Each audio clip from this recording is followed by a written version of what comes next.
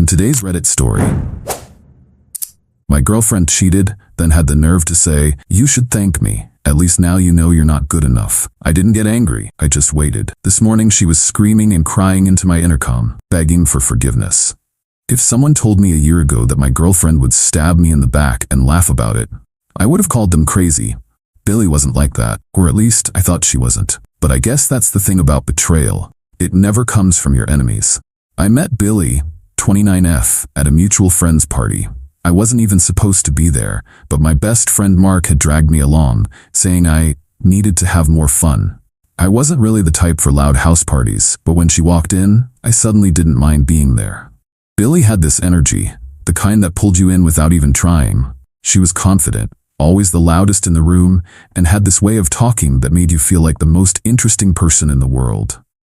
We hit it off that night, not in the over-the-top, love-at-first-sight kind of way.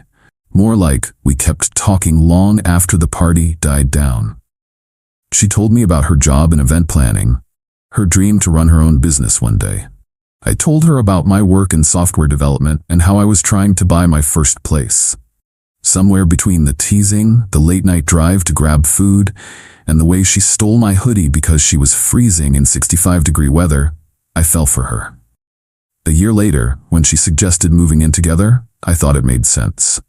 I had been saving up for a house, but Billy convinced me, why waste money living apart when we're already spending every night together? She was right, so we got a place. A nice apartment downtown, splitting rent. Or at least, that was the original plan, because somehow as months passed, I started covering more and more of the expenses. First, it was because she had unexpected bills. Then, she had a work emergency and needed to borrow money. I didn't mind at first. I mean, we were a team, right? Turns out I was just the bank. I always believed that if someone cheats, there are signs. Late nights, hiding their phone, being weirdly distant. Billy? She was the opposite. If anything, she was more affectionate than usual. More I love you texts, more random date nights. And that's what threw me off. I wasn't looking for the usual red flags. I wasn't expecting her to be overcompensating. Then, one day her tablet died. She asked me to plug it in while she was in the shower. The moment I did, her notifications flooded the screen. At first, I wasn't going to look, but then I saw a message that made my stomach drop. "This weekend was amazing, love. Can't stop thinking about you." From someone named Adrian. I opened it. There were photos, some from a hotel room, some from a beach. None of them were of me. I waited, not because I was unsure of what to say, but because I wanted to see how long she'd keep lying. She walked into the living room, towel wrapped around her hair, all smiles. "Hey babe, what's up?" I turned the tablet around, showing her the screen. "Who's Adrian?" For a second, just a second, her entire face dropped. Then, she laughed. "Oh my God, you actually looked through my phone? That's pathetic." My blood went cold. "That's all you have to say?" She rolled her eyes and walked past me, like this was some minor inconvenience. "James, please, don't be dramatic, it's not that deep." "Not that deep? You've been sleeping with someone else." She grabbed her phone and flopped onto the couch, completely unfazed. "Okay, first of all, it's not like you ever made me feel special lately." I stared at her. "Excuse me?" She let out a dramatic sigh. "Look, you're a nice guy, okay?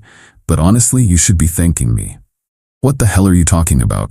She looked me dead in the eye and smirked. "At least now you know you're not good enough." Silence.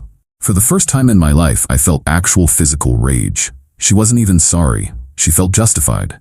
Like I owed her something. Like I should be grateful she even wasted time on me. I clenched my fists, took a slow breath, and stood up. She watched me, smirking like she had won.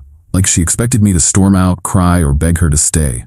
But instead, I smiled, and that's when she got nervous. "You're not mad?" I shook my head. "No, not at all." I didn't explode, I didn't scream, I didn't break anything. I just stood there staring at the woman I had loved for years as she looked me in the eye and said the words that would haunt me for weeks. "At least now you know you're not good enough." She actually smirked when she said it, like she had won, like she had completely broken me, but I didn't give her the reaction she wanted. I took a slow breath. "Okay." She blinked. "What?" I said, "Okay, I get it, we're done." For the first time, she looked surprised. Like she expected me to beg, to argue, to prove her wrong, but I wasn't going to. I was done. And with the calmest voice I had ever used, I said, "Get your stuff and get out of my house." At first, she laughed, like I was joking. But when she realized I wasn't, she flipped. "Oh, come on, James. Don't be ridiculous. We can talk about this." "No," I cut her off. "There's nothing to talk about. You made yourself clear. Now pack your stuff." She tried everything. Gaslighting, fake crying, insults. She went from, "I didn't even do anything wrong," to, "You'll never find someone as good as me," in a matter of minutes. I just sat there, arms crossed, watching her scramble for control. She didn't love me. She just hated losing her safety net. But I was done being a fool. By the end of the night, she was out of my apartment. And just like that, Billy was out of my life. Or so I thought. The first few weeks, I told myself I was fine. I threw myself into work, hung out with friends, told everyone I had moved on. But no matter how much I tried to ignore it, her words kept ringing in my head. "At least now you know you're not good enough." I replayed it over and over, trying to understand how someone could be so cruel to someone who loved them. And that's when I realized something. I wasn't angry anymore. I was focused. I had spent years treating her right, supporting her, building her up. And now, I was going to take all of that away. But not in the way she'd expect. There's a saying that goes, cheat on a good man and karma makes sure you end up with the terrible person you deserve. In this story, I was the good person, and now I am also going to be that terrible person. I spent the next few weeks digging. I needed to know how badly she had fallen without me. And as it turned out, she was struggling, badly. Without me covering for her, she had racked up debt. She had to move back in with a friend because she couldn't afford rent. And Adrian, the guy she cheated with, already dumped her. Apparently he had another girlfriend the whole time. Poetic justice, really. But I wasn't here to watch karma do the work. I wanted my hands on it. So I did something I never thought I'd do. I reached out to her. I made it look casual. No bitterness, no anger. Just a simple, "Hey, hope you're doing okay." And just like that, she latched on. Within hours, she responded. James, I was actually thinking about you. I miss talking to you." I smiled, because I knew exactly what she missed. Not me, my money. And so I played the role she expected. The kind ex. The mature guy who had moved past everything. I let her think I still cared. That maybe, just maybe, I was dumb enough to take her back. I took my time. I let her vent about how hard life had been. I let her complain about how no one treats her like I did. I let her drop little hints about how it's so hard financially. And then, I gave her exactly what she wanted to hear. "Maybe we should give us another shot." Her response? Immediate. I think about that all the time. I was actually hoping you'd say that. Of course she was. Because she didn't love me. She loved the comfort I provided. She thought I was her safety net. But what she didn't know, I was the net that would strangle her. The next few weeks were crucial. I needed to get her comfortable, to make her fully believe I was back under her spell. So I took her on nice dates, paid for things, let her feel secure again. She even started staying over at my place again. I had her right where I wanted her, comfortable, relaxed, thinking she had completely pulled me back into her orbit. And that's when I started pulling the strings. At first, I didn't do anything drastic. I just started dropping little things here and there. A comment about how I'd been saving up for something big. A vague mention of a potential promotion. A fake slip-up where I accidentally left my laptop open on a message about an upcoming business opportunity. And just as expected, Billy took the bait. "Hey babe, what's this?" she asked one evening, pointing at the laptop screen. I pretended to hesitate. "Oh, it's nothing, just something I'm looking into. Not a big deal." Her eyes flickered with interest. "Is it about money?" she asked, way too casually. I shrugged. "Maybe, just thinking about investments and stuff." And just like that, she was hooked. Because Billy? She wasn't just back with me for comfort. She was back because she saw me as a stepping stone to something bigger. And I was going to let her believe it, until the very last moment. A week later, I hit her with the biggest lie yet. Over dinner, I sighed dramatically and ran a hand through my hair. "You okay?" she asked. I hesitated, just enough to make her lean in. "It's just," I exhaled. I wasn't going to say anything, but something's happened, and I don't know how to feel about it. She put down her fork. What happened?" I paused, pretending to struggle with the words. Then, with just the right amount of hesitation, I dropped the bomb. "My uncle passed away." Her face shifted, part concern, part curiosity. "Oh my God, James, I'm so sorry. Were you close?" I shook my head, "Not really. But he left me something. A lot, actually."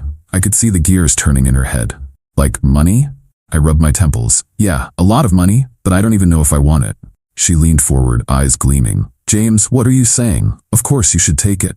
I sighed, acting reluctant. It just feels weird, you know? I mean, money can't replace family. She grabbed my hand, squeezing it. James, listen to me. This is a blessing. You deserve this. I pretended to think about it, then I smiled. Maybe you're right. And just like that, I had her exactly where I wanted her. From that moment on, Billy acted like a whole new person. She was sweeter, more affectionate, more invested. Because now, she didn't just see me as her comfortable backup plan. She saw me as her golden ticket. She started talking about the future, dropping hints about moving into a nicer place, taking vacations, even bringing up marriage again. I let her get comfortable, let her start making plans in her head. Then, the night before I executed my final move, I made sure to seal the deal. Billy, I said, sitting her down on the couch. There's something I need to know. She looked at me with wide, expectant eyes. Anything, babe. I took her hand in mine. Do you trust me? She nodded without hesitation. Completely. I smiled. Good, because tomorrow, everything changes. Billy thought she had me wrapped around her finger again. But what she didn't know, she was about to fund her own downfall. Billy worked for an event planning company. Her latest project? Organizing a high-profile charity event for disabled children. The organization had already transferred a large advance budget to her company, and since she was the lead planner, she had direct control over those funds in her bank account. It was supposed to cover venues, decorations, catering, and guest arrangements. A responsible person would never touch that money for personal use. But Billy? She wasn't responsible. She was greedy, and all I had to do was make her desperate. That morning, I woke up and kissed her on the forehead. Babe, I have a long day ahead. Legal stuff for the inheritance. It's going to be exhausting. She smiled. I still can't believe how lucky you are. Yeah, I chuckled. It's a life changer. She had no idea she was talking about my life, not hers. As I left the house, I wasn't heading to a lawyer's office. I parked my car down the street, just out of sight. I wasn't going anywhere. I needed to watch everything unfold.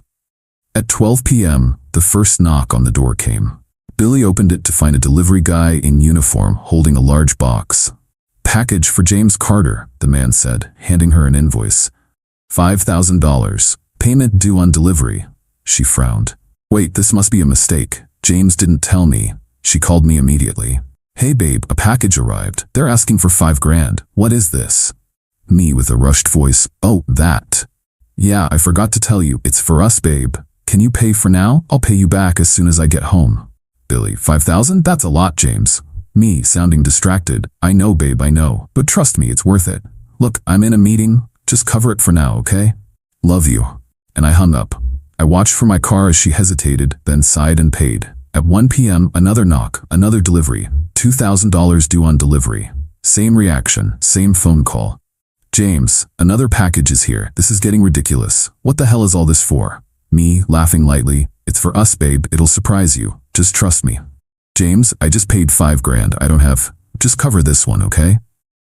I'll be home soon, and I'll transfer everything back. Click. And once again, she paid. Her personal savings were now empty. At 2 p.m., the biggest box yet arrived. $8,000 due on delivery. But this time, Billy had no money left. Panicked, she called me. James, I literally don't have any more money. I've already paid $7,000 today. Me acting distracted and rushed. Shit, babe. I didn't expect them to deliver so fast. Listen, just one last payment, okay? This is the most important one. Billy, I don't have money. Me, gasping dramatically. Oh my God, I forgot to tell you. I lowered my voice, making it sound urgent. The inheritance? It's way bigger than I thought. I can't talk much, but babe, we're looking at millions. Just cover this last one, and when I get home, we'll be set for life. Her breathing changed. The greed overtook the hesitation, and then she made the worst decision of her life. She transferred money from the charity event funds, $8,000 gone. The perfect crime. As Billy thought she was securing her future, I was living my best life.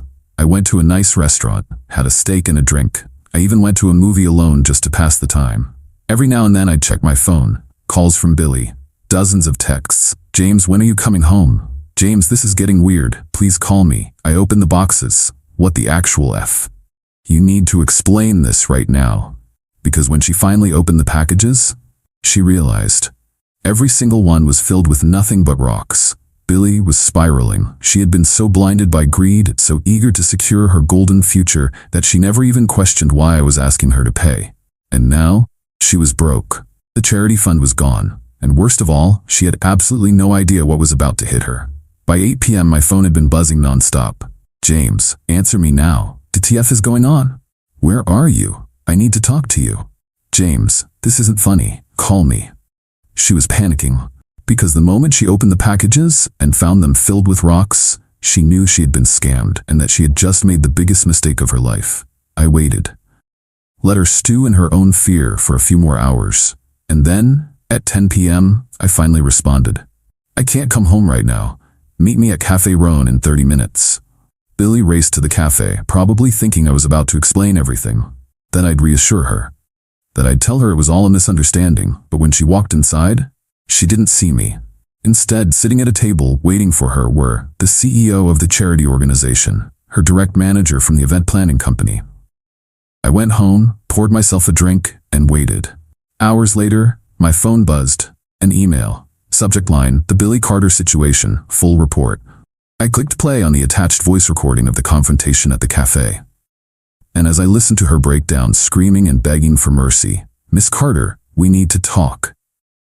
Her manager said. Her face went completely pale. What's going on? She stammered. The CEO slid a file across the table. We received a tip from your boyfriend James today, he said, voice cold, that you have been using charity funds for personal expenses. Her voice filled with horror. What? No, that's insane. I would never. Her manager cut her off. Our financial records show that $15,000 is missing from the event budget, and we traced the transfers directly to your personal account. Billy froze. She knew she had no way out. She had transferred the money herself. And I had made sure all evidence pointed directly to her. There must be some mistake, she whispered, her voice cracking. The CEO sighed. We're not here to listen to excuses, Miss Carter. We're here to tell you that we're pressing charges. Her knees buckled. Wait, no, please. You stole from disabled children, her manager spat. You're finished. She was begging, pleading for another chance. But they weren't listening, because in their eyes, she wasn't a victim. She was a thief. By midnight, Billy finally stumbled back to our apartment. Her career, destroyed. Her reputation, ruined. Her future, dead on arrival. While she was at the cafe fighting for her life, I had been packing up all her things. Perhaps every last piece of clothing, every expensive item I had bought her, all dumped outside on the sidewalk. And when she tried to unlock the door, her key didn't work, because I had changed the locks. I glanced at the intercom screen. There she was. Billy.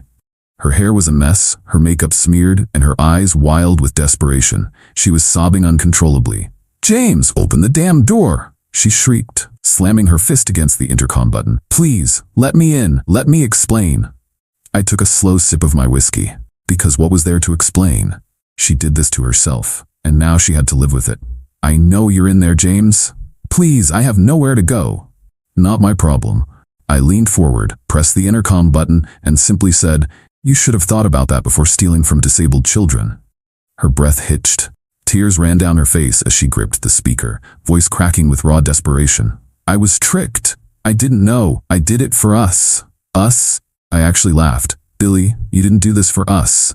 You did this because you thought you could manipulate me. Again, but you forgot one thing. I let the silence stretch out. Then I delivered the final blow. I'm not your fool anymore. Then, I hung up. She lost it. She banged on the door, screaming my name. I poured myself another drink, and ignored her completely. As I sipped my whiskey, I pulled out my phone and reviewed everything, because the best revenge is one that's airtight.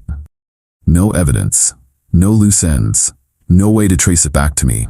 Every order Billy paid for, the receipts were set up under a temporary account. The money didn't go directly to me. It was redirected through multiple dummy vendors. Within 24 hours, the funds were bounced back to my private offshore account, which meant no proof the transactions ever benefited me. I had switched off the door camera for 24 hours before the deliveries started. The landlord confirmed Billy's name was never on the lease. When she tried to claim she lived here, there was zero evidence supporting it, which meant she legally had no right to the apartment.